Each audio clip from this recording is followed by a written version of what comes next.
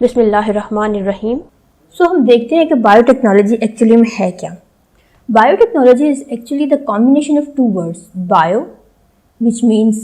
हम देखते हैं कि बायोटेक्नोलॉजी एक्चुअली में है क्या। Biotechnology is the combination of two words, bio and technology.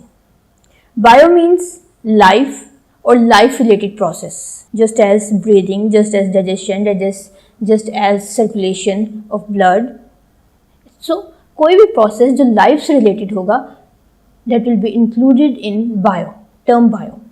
And the technology means use of scientific concepts commercially. अब scientific concepts का commercial use कैसे हो सकता है? एक scientific term है X-rays. अब इस X-rays का ह्यूमन बींग्स के बेनिफिट के लिए इस्तेमाल करना एक टेक्नोलॉजी है, यानी ऐसी मशीन्स डेवलप करना जो एक्स रेज को यूज़ करते हुए हमें इंटरनल बॉडी का क्लियर इमेज दे दें, इट्स द टेक्नोलॉजी। इसी तरह वाटर की क्लीनिंग भी एक टेक्नोलॉजिकल प्रोसेस है, यानी हम डिफरेंट तरह की टेक्नोलॉजीज यूज़ करके, यहाँ पे हम रिवर्स ऑस्मोसिस की टेक्नोलॉजी यूज़ करके वाटर को क्लीन करेंगे। अभी रिवर्स ऑस्मोसिस क्या है इसके बारे में आप नेक्स्ट पढ़ भी चुके होंगे और नेक्स्ट क्लासेस में आप पढ़ेंगे भी। वाटर ट्रीटमेंट भी एक टेक्नोलॉजिकल प्रोसेस है, यानी हमने अपने साइंटिफिक कॉन्सेप्ट यहाँ पे रिवर्स ऑस्मोसिस था, इसको ह्यूमन बेनिफिट के लिए लार्ज स्केल पे यूज़ कर लिया। कमर्शियली यूज़ करने का मतलब है कि लार्ज स्केल पे यूज़ कर लिया, it becomes a technology. And if it is related directly to the life और the life related process, it is called biotechnology. जैसे कि इस पिक्चर में आप देख सकते हैं कि पेंक्रियाज बॉडी का एक ग्लैंड है। पेंक्रियाज बहुत सी सिक्रीशंस रिलीज करता है, इसकी सबसे अहम सिक्रीशन इंसुलिन है। इंसुलिन बॉडी में शुगर लेवल को मेंटेन करती है। किसी वजह से अगर पेंक्रियाज का फंक्शन डिस्टर्ब हो जाए और ये इंसुलिन प्रॉपरली प्रोड्यूस ना कर सके तो हमारी बॉडी डायबिटिक हो जाती है, हमारी बॉडी बहुत ज़्यादा सफ़र करती है। अब ये पेंक्रियाज का इंसुलिन बनाना और इसका नॉर्मल फंक्शनिंग करना एक लाइफ रिलेटेड प्रोसेस है। अब अगर आर्टिफिशियली हम इंसुलिन को डेवलप कर लें किसी भी तरीके से और इसको ह्यूमन बेनिफिट के लिए यूज़ कर लें, यानी जो हम सिंथेटिक इंसुलिन यूज़ करेंगे उसे नेचुरल पर्पस के लिए ह्यूमन बॉडी में यूज़ करें बिल्कुल नॉर्मल तरीके से, तो ये एक बायोटेक्नोलॉजी होगी। और ये बैक्टीरिया की मदद से इंसुलिन यूज़ की जाती है, यानी इंसुलिन को बनाने के लिए इन द लैब एक और तरह के माइक्रो ऑर्गेनिजम्स यानी बैक्टीरिया को इस्तेमाल किया जाता है। ये भी एक एग्जाम्पल है बायोटेक्नोलॉजी के, यानी biotechnology means use of organisms for the purpose of human benefit. अब मज़ीद कुछ एग्जांपल्स देखते हैं। ब्रेड है आपके सामने। अब नॉर्मल डो अगर आप देखें, ब्रेड बनने से पहले ब्रेड का डो देखें तो उसमें इस तरह के जो छोटे छोटे से सुराख हैं वो आपको नहीं मिलेंगे, लेकिन ब्रेड बनने के बाद ये इस पोरस स्ट्रक्चर देती है। आप इसमें देख रहे हैं कि इसमें कुछ एयर स्पेसिस प्रेजेंट है। अब ये एयर स्पेसिस ही एक्चुअली वजह है ब्रेड को ब्रेड बनाने के लिए, यानी नॉर्मल डो को हम ब्रेड में चेंज करने के लिए ये एयर स्पेसिस डेवलप करते हैं। और ये एयर स्पेसिस एक और तरह के माइक्रो ऑर्गेनिजम्स जिन्हें यीस्ट कहा जाता है के थ्रू डेवलप की जाती हैं। ये उस यीस्ट की डायग्राम है, उनकी इमेज है, हाई रेजोल्यूशन इमेज। इस यीस्ट को ऐड किया जाता है ब्रेड डो में। ये यीस्ट कार्बन डाइऑक्साइड रिलीज करते हैं और उस कार्बन डाइऑक्साइड की वजह से हमारी ब्रेड पोरस हो जाती है और इसमें ये इस तरह का पोरस टेक्सचर हमें देती है। Yeast cell make the bread dough risen by release of carbon dioxide gas. ये भी माइक्रो ऑर्गेनिजम्स का एक यूज़ है ह्यूमन बेनिफिट के लिए। और आप जानते हैं कि हम ब्रेड को मुख्तलिफ तरह से इस्तेमाल करते हैं। अपने ब्रेकफास्ट में ब्रेड हमारा एक लाजमी पार्ट है। इसके अलावा हम मुख्तलिफ तरह के केक्स बनाने में, बेकरी में भी बहुत ज़्यादा इस्तेमाल की जाती है। एक और एग्जाम्पल देखते हैं, दही। अब दही को दूध से दही बनता है, आप सब जानते हैं। अब दही बनाने के लिए भी कुछ खास तरह के बैक्टीरिया इस्तेमाल किए जाते हैं। ये बैक्टीरियल सेल्स मिल्क को कर्ड में ट्रांसफॉर्म कर देते हैं। सो ये भी एक यूज़ है माइक्रो ऑर्गेनिजम्स का या डिफरेंट ऑर्गेनिजम्स का ह्यूमन पर्पस के, ह्यूमन बेनिफिट के लिए। ये भी एक एग्जांपल है बायोटेक्नोलॉजी की। एक और एग्जांपल देखते हैं पोलियो की, पोलियो के सिलसिले में। अब पोलियो एक ऐसी डिजीज़ है जिसमें लोअर एक्सट्रीमिटी यानी हमारी लेग्स डिसफंक्शन हो जाती हैं और इससे बचाव के लिए पोलियो वैक्सीन इस्तेमाल की जाती है। पोलियो वैक्सीन ही इस पोलियो डिजीज़ का, पोलियो डिफेक्ट का ओनली सोल्यूशन है। अब ये पोलियो एक वायरस के थ्रू कॉज होता है। पोलियो का सबब एक वायरस बनता है और इसी वायरस को इस्तेमाल किया जाता है इसकी वैक्सीन बनाने के लिए। एक वायरस जो एक डिजीज़ कॉज करता है, उसी वायरस को इस्तेमाल किया जाता है उस डिजीज़ को क्योर करने के लिए। So it is an other example of biotechnology. एक और एग्जाम्पल देखते हैं। आपने देखा होगा कि आजकल हमारे पास बहुत मुख्तलिफ तरह की वैरायटी है फूलों में, डिफरेंट तरह के। हमें रोजेस की बहुत सी इकसाम मिलती हैं। डेजी एक ऐसा फूल है जो आर्टिफिशली बनाया जाता है, लैब में टिश्यू कल्चरिंग के थ्रू बनाया जाता है और इसकी बहुत सी कलरफुल टाइप हमें देखने को मिलती हैं। हमारे गार्डन बहुत खूबसूरत दिखाई देते हैं इन आर्टिफिशियल फ्लावर्स की वजह से, आर्टिफिशली जनरेटेड फ्लावर्स की वजह से। ये एक और फ्लावर्स है जो हम लैब में टिश्यू कल्चरिंग के थ्रू क्रिएट करते हैं।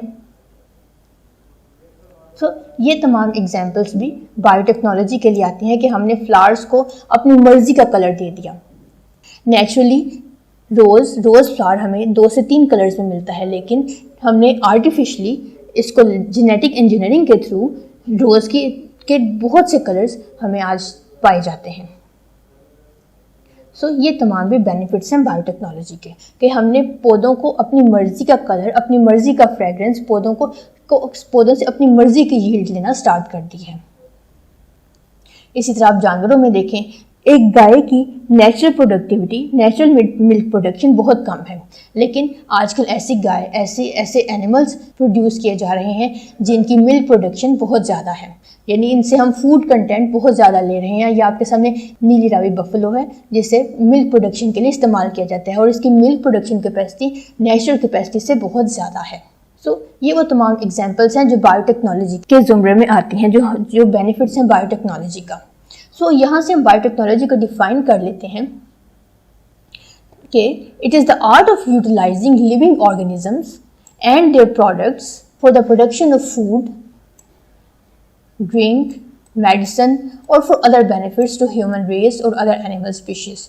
यानी बायोटेक्नोलॉजी क्या है? It is the process, collection of process that utilizes living organisms for the benefits of other living organisms. These living organisms may be bacteria, may be virus, may be plants, animals or many other species. So whenever we use the living organisms for the benefits of human beings and other species, it is called biotechnology. अब ये biotechnology काम कैसे करती है? यानी कि हम कैसे एक लिविंग ऑर्गेनिज्म को, एक बैक्टीरिया को, एक वायरस को, एक प्लांट को, एक एनिमल को अपने बेनिफिट के लिए, अपने प्रॉब्लम्स को सॉल्व करने के लिए इस्तेमाल कर सकते हैं। अल्टीमेटली हम उन्हें ट्रेन तो कर नहीं सकते, हम ऑर्डर तो कर नहीं सकते कि हमें इस कलर का प्लांट चाहिए तो नेक्स्ट जनरेशन में हमें रेड कलर की बजाय येलो कलर का रोज़ प्लांट मिलेगा। ना ही हम एनिमल्स को इस तरह से ट्रेन कर सकते हैं कि उनकी फूड कैपेसिटी ज़्यादा हो जाए। हमें कुछ ना कुछ ट्रीटमेंट करना पड़ेगा उनकी बॉडी के साथ, उनकी बॉडी के किसी पार्ट के साथ, ताकि हमें अपने डिज़ायर्ड रिजल्ट्स मिल सकें। Genes are responsible for all these modifications. अब जीन्स क्या है? एक्चुअली जीन्स डीएनए का एक सेगमेंट है। डीएनए के बारे में आप पढ़ चुके हैं कि डीएनए वो मटेरियल है जो हमारे कैरेक्टर्स को, हमारे फिजिकल और इंटरनल फीचर्स को एक जनरेशन से दूसरी जनरेशन तक ट्रांसफ़र करता है। यानी ये हमारा हेरिडिटी मटेरियल है। इस डीएनए का एक छोटा सा पार्ट जो एक स्पेसिफिक किस्म की इंफॉर्मेशन लिए होता है, उसे जीन्स कहते हैं। और ये जीन्स ही हम हर तरह की मॉडिफिकेशंस के लिए रिस्पॉन्सिबल हैं। फॉर एग्जांपल, अगर हमें पिंक रोज़ फ्लावर्स चाहिए तो हम pink rose flowers, pink colour वाली जीन्स को मॉडिफाई करेंगे। इसी तरह अगर हमें प्लांट में ज़्यादा हाइट वाले पौधे चाहिए तो हम हाइट वाली जीन को मैनिपुलेट करेंगे और उसे अपने पर्पस के लिए यूज़ करेंगे। इसी तरह जो भी हमारा रिक्वायर्ड डेस्टिनेशन है, हमारा रिक्वायर्ड पर्पस है, हम उससे रिलेटेड जीन्स को लिविंग ऑर्गेनिजम्स में से एक्सट्रैक्ट करेंगे और उसे यूटिलाइज करेंगे ताकि हमें अपने डिजायर्ड रिजल्ट्स मिल सकें।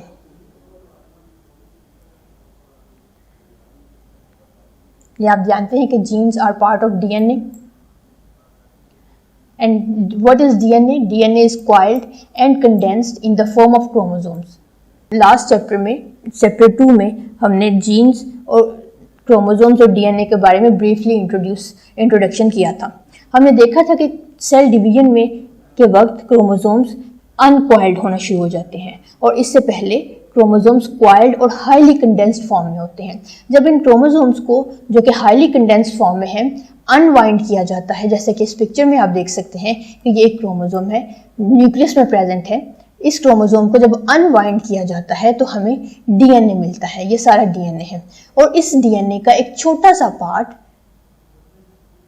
ऐसा पार्ट जिसमें किसी स्पेसिफिक किस्म की इंफॉर्मेशन होती है, उसे जीन्स कहते हैं। वैसे तो ये तमाम का तमाम डीएनए ही किसी तरह की इंफॉर्मेशन लिए होता है, लेकिन एक स्पेसिफिक इंफॉर्मेशन वाले सेगमेंट को जीन कहा जाता है। हर जीन किसी न किसी पर्पस के लिए होती है। फॉर एग्जाम्पल, अगर इस डीएनए के सेक्शन में ये पोर्शन हाइट के लिए है,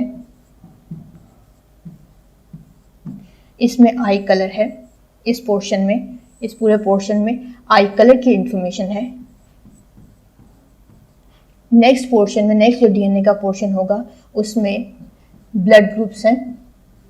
तो ये तमाम के तमाम एक जीन को रिप्रेजेंट करते हैं। यदि हाइट की इंफॉर्मेशन जिस सेक्शन में होगी वो हाइट के लिए जीन होगी, आई कलर की इंफॉर्मेशन जिस सेक्शन में होगी वो आई कलर की जीन होगी, ब्लड ग्रुप की इंफॉर्मेशन जिस सेक्शन में, डीएनए के जिस पार्ट में होगी, जिस सेगमेंट में होगी, उसे ब्लड ग्रुप की जीन कहा जाएगा। तो जीन डीएनए का वो हिस्सा है, वो स्पेसिफिक पार्ट है जिसमें specific type of information present होती है, इनकोडेड होती है।